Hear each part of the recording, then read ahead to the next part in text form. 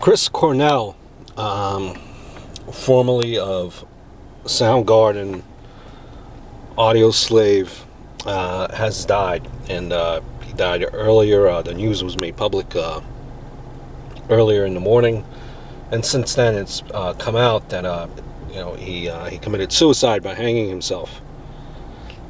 I mean, obviously, I don't know Chris Cornell personally. Huge fan of his music. When you look at Cornell, he, to me, from following him on Twitter, I mean, he seemed pretty content with life. I would imagine. Then again, what do I know? I mean, I know he was touring. Audio Slave might have been getting back together, and everything seemed fine. I know nobody wants to say it, but was he actually found hanging? Or did he just have something around his neck when they found him? Because I've heard the latter. This is just from going around, and if it's true, he might have maybe accidentally killed himself from autoerotic asphyxiation, which is how David Carradine died. I'm just pointing that out. I mean, listen, it could be just, I don't know, kind of seems hard to believe that he committed suicide just following him on social media. The same thing happened to Michael from NXS. Maybe we should take a second look, maybe wait for the story to further develop. I don't know.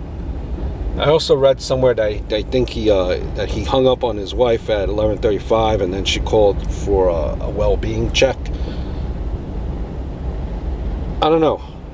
Yeah. Then again, like, I'm thinking if it was erotic asphyxiation, it might have been already on TMZ and places like that. I don't know. I just have a hard time believing it just based on his social media. But maybe that's how it is disguised. It's unbelievable that Chris Cornell, Scott Weiland, Lane Staley, Kurt Cobain, all gone. Music got stale there for a while, until they came along. I remember, younger, in high school days, and going out with your friends, cruising the boulevard. I remember many a car ride where I just only listened to their music. I think it was between Lane Staley and Chris Cornell. All these other guys, I think that I mentioned, were innovators. They completely put glam rock in the rearview mirror where it belonged. All these guys. Soundgarden had a song on a single soundtrack that showcased Cornell's vocals. Look it up. Birth Ritual.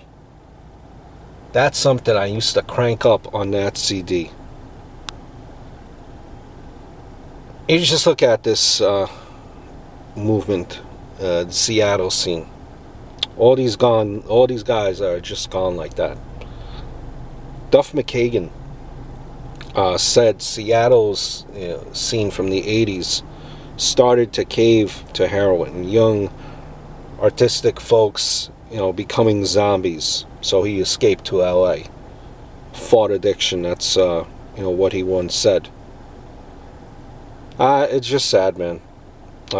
Before social media and crazy technology, my generation, we had stereos, boom boxes, Walkmans, and all these amazing musicians and bands to listen to. We're just listening too many of, we're just losing too many of them, and way too young. It's like almost to a point, unfortunately, when rockers and musicians die young, you just become immune to it. And you don't want that to be. They shouldn't be dying that young. It should not be. If only people knew, or maybe they didn't know and didn't do anything, or didn't take him seriously. Maybe he gave no clues. It's sad. I mean, the last song he played on stage was called "In My Time of Dying." Lyrics are, "In my time of dying, I want nobody to mourn.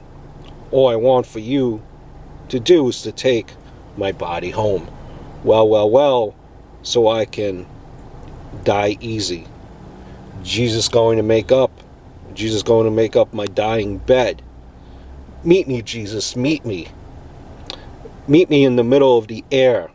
If my wings should fail me, Lord, please meet me with another pair." This is on,